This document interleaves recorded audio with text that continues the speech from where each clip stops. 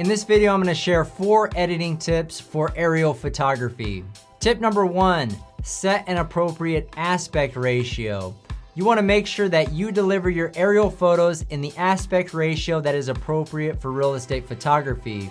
We deliver our regular property photos at a 3:2 aspect ratio, so you wanna deliver your aerial photos at the same aspect ratio for a consistent, uniform, and professional look.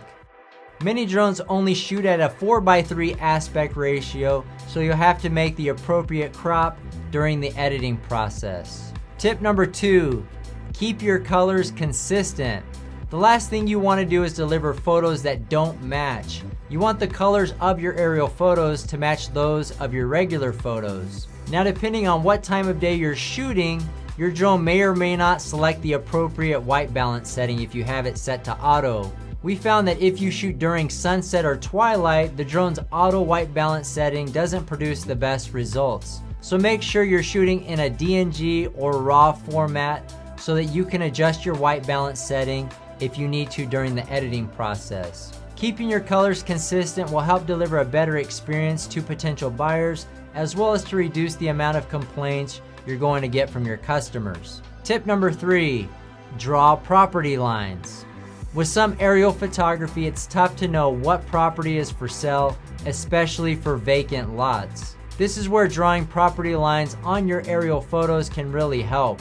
We like to outline the lot to help the buyer identify what is actually for sale.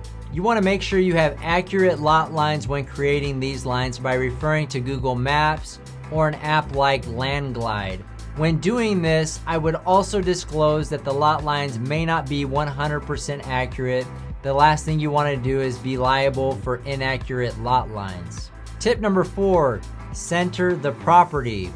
You want to make it so potential buyers can easily identify the property that is for sale. The best way to do this is to keep the home in the center of the frame. For the most part, maintaining the property in the center of the frame can be managed during the shooting process.